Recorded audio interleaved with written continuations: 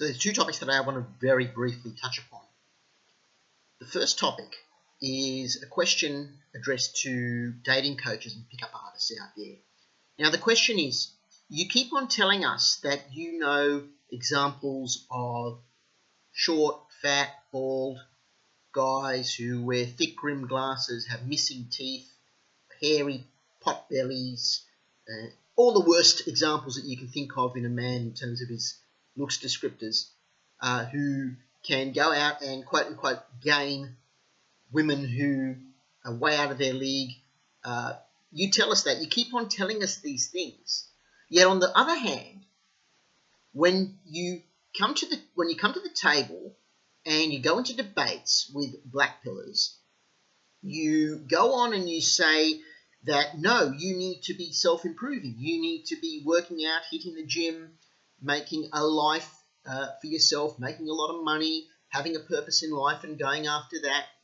So you're saying one thing on the one hand, that you can use game, no matter how you look, no matter how ugly you are, to game women and to get beautiful women out of your league into bed.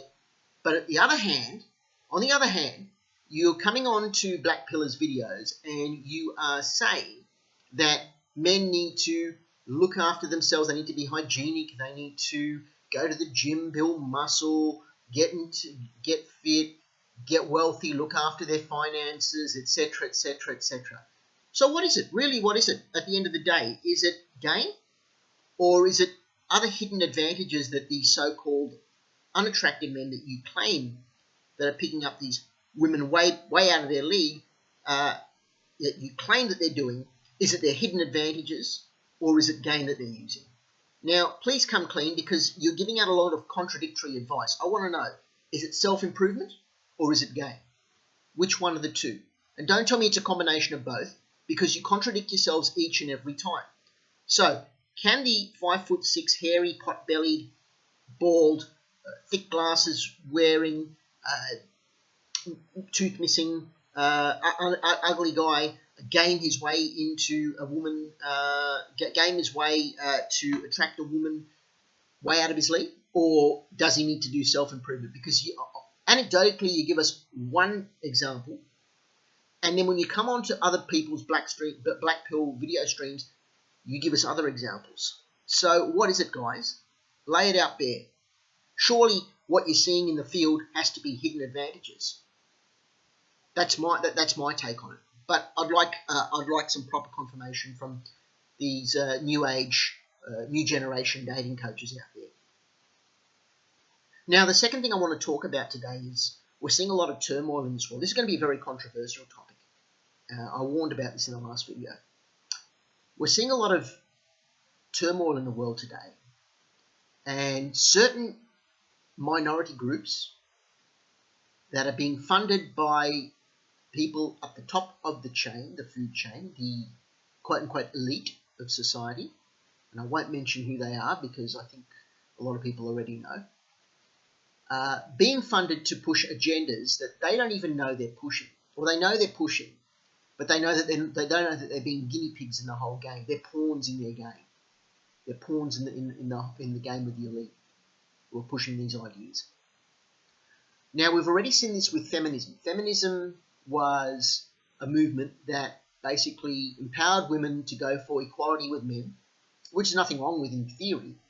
But what it's turned into now is feminism is pushing for dominance over men, and it's trying to push men into the secondary position in society. Instead of equality, they want dominance. It's clear for everyone to see. The New Age feminist wants that, and that's the agenda that's being pushed. It's being financed and pushed at the top by the elite in society. And the problem with this is we've got these people who are acquiescing to these agendas unknowingly through certain ways of covert as well as overt mind manipulation by these elite on these people. And what it's doing is the whole idea is to divide. I believe the whole idea in this world, what the elites have in mind is they want to divide us all. They want to make us all separate entities, little minority groups who fight amongst each other while they assert even more dominance and control over the human race. They used feminism very, very, very well to do this. What they've done is with feminism, they've driven a wedge between men and women. So instead of teaching women that you can be equal to men in other ways, not the same way that men achieve things, you can also achieve things in your life, but from a feminine core rather than trying to be men and outdo men. You basically now can be equal with men or superior to men. And what we're seeing is now a lot of male resentment about this, and it's driving a wedge between men and women, therefore dividing us on sex. Then we have other groups in today's world, and I won't mention them on this video, who are being driven to do things financially by the top, and they're acquiescing to this power that they don't even know is controlling them. They're doing things to drive a wedge between us in terms of racial, in terms of social and economic differences. The point of this is, my channel is a channel that is geared towards black-pilled ideas and towards men who struggle to find attraction with the opposite sex. There's a group of men in the black pill area, in black pill theory, who would call themselves involuntarily celibate. Now, these men, I can certainly empathise with them. I used to be one of them. I'm not anymore. I used to certainly be one of them at one stage. And there are some younger guys in this black pill manosphere area that seem to think that the only way to gain an advantage in this society is to do certain things that certain people, previous members of this of the black pill community, did in the past. And I won't mention their names, but I will say it had to do things that had to do with using guns and using vans.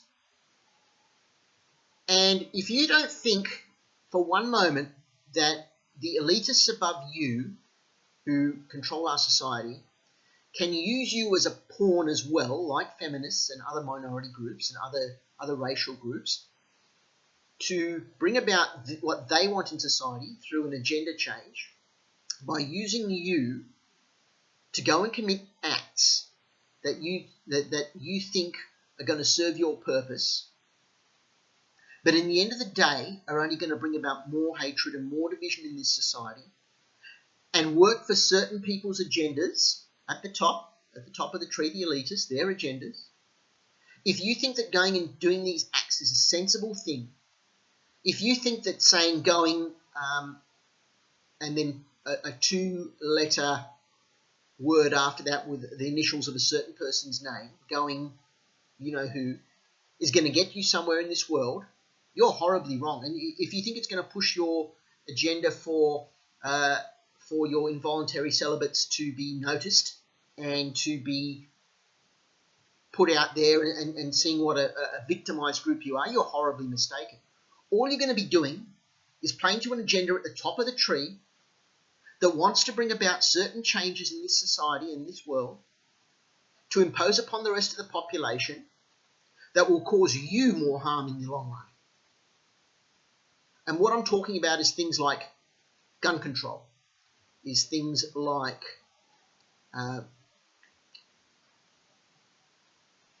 gun control and other things like socialism and totalitarianism. They're going to use what you do as acts to justify their means. And don't be a pawn in their game. Don't go that two-letter word, the initials of that person, and don't commit any acts of violence. Please, for society's good and for the future of our sanity in this society, and to not be played as a pawn in someone's agenda, please do not do this. Do not do this. Do not turn to dating coaches, but do not do what you think you're going to be doing is right when ultimately it will be the worst thing you can do for the world we live in. Thank you.